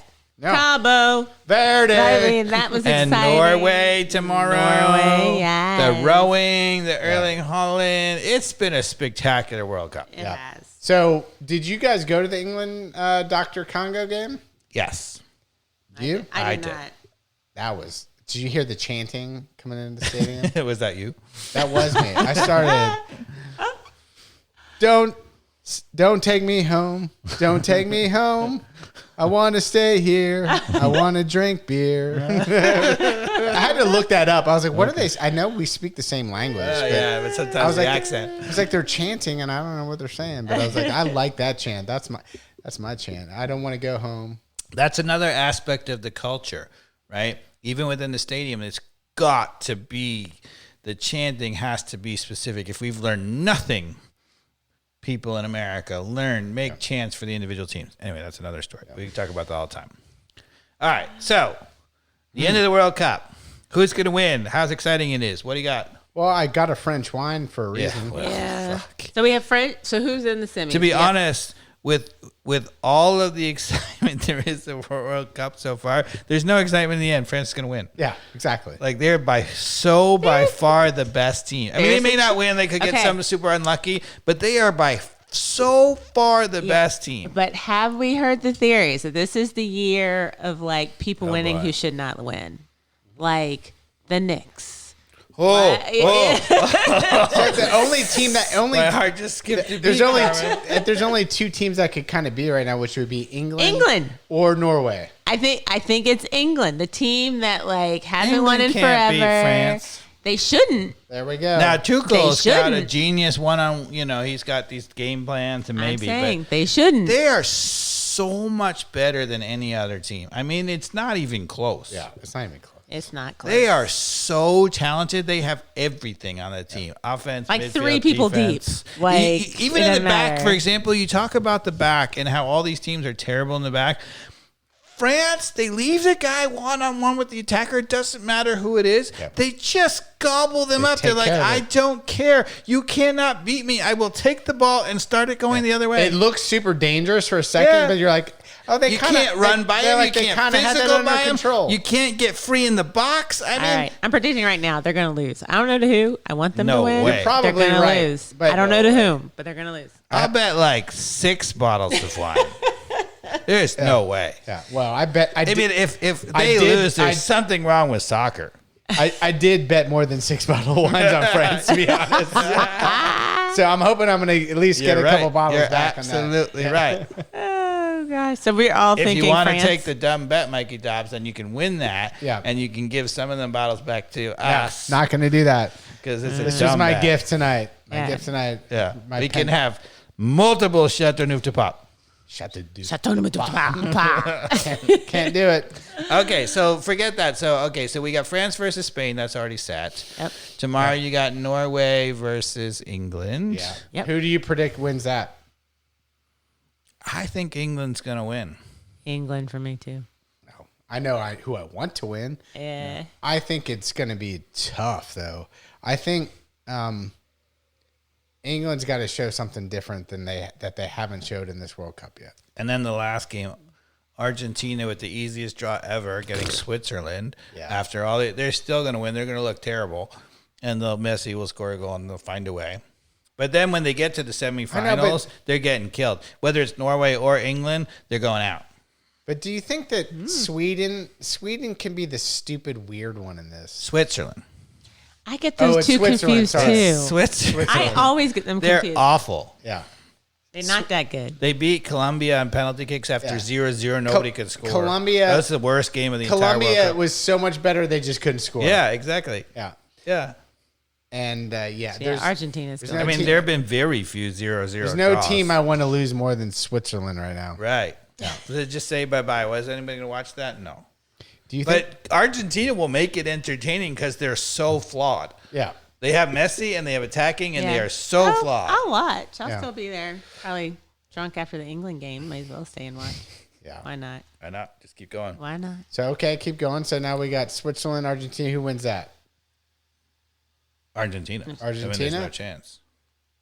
It's Argentina, England, Spain, France, which is a terrific semifinal. That's a great semifinal. Spain, France. France wins. France Okay? wins. So, England beats Argentina, and it's England, France in the final. Super rival. Okay, I'm pretty. Okay. but hold on, we're gonna have an England Argentina game Yeah. Yeah. in Taking Atlanta Argentina. semifinal. Yeah. Oh. Tickets right now, the That's our cheapest. We semifinal. looked them up, Oh Lord. $2,500. That's actually not that bad. Are right you now, kidding me? That's not that bad. considering? Are you all out of your mind? It's still crazy. I would never buy it. No, I wouldn't buy it either. It's just less than I thought it would be, even for a 300 seat. I mean, you just went to round of 32 Argentina. Or But that was was that round of 16? Round of 16. Round but that of was 16. Egypt and Argentina. Yeah, you got to see Mo Salah and Messi on the field. I You didn't Yeah. give us your How ticket. good was that game? It was a great game. It was a great game. Great game. That was an epic. It's actually It was a funny great because game. Mikey Dobbs and I went to the 32 and you went to the 16. So Yeah. we've been. Remember that? Yeah, you just putting us to shame there with a better. Yeah, I did. I get- wanted to go to one more match, either the 16 or the semifinal. No, I'll and probably no, be I there. can't afford It's it. not too late, Dave. But I can't afford it. Yeah, It's a lot of money. the Falkland Islands. I know. War game. Like, oh my gosh. There's Like, a history, England, yeah. Argentina. Who will control the Penguins? There was a comedian who was like talking. And he was like, "There's an He's an English comedian. He was like an Argentinian guy in the. Right.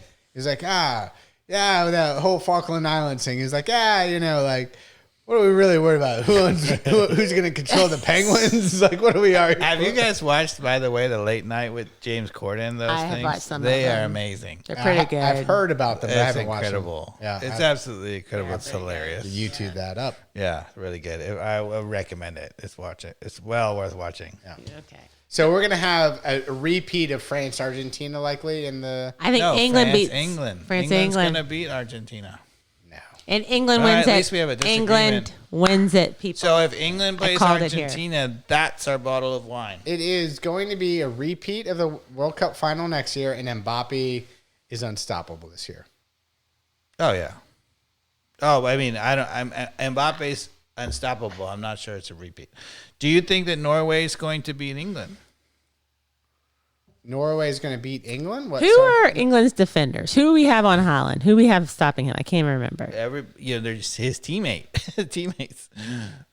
I think They're all used to him, right? Okay. Every single one of them has played That's against a great Haaland. point. there's multiple kind of a times. chance. good Like, I point. mean, Haaland's just he's a quiet, hungry guy that everybody wants to feed.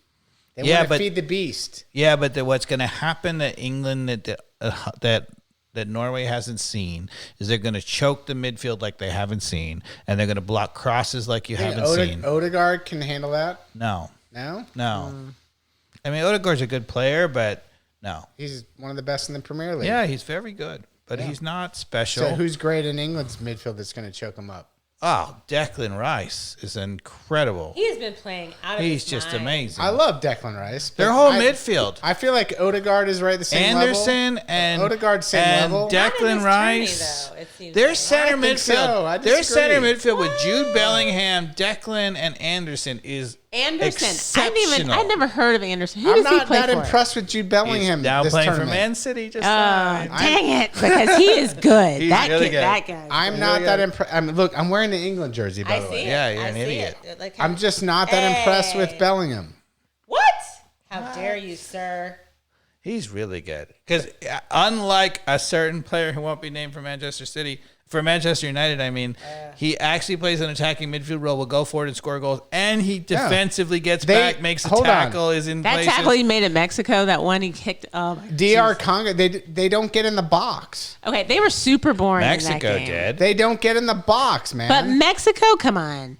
I In feel the- like they're to win picking in it the up. They're Azteca, picking it up. that game was That's pure- a hostile They are environment. picking it up. Hold That was on. the best environment in World Cup history, probably. that was one of the best games I've ever yeah, seen. Ever. that's It It was- incredible. I was Ever. standing up, leaning in, but that was just complete mayhem because it's at the Azteca.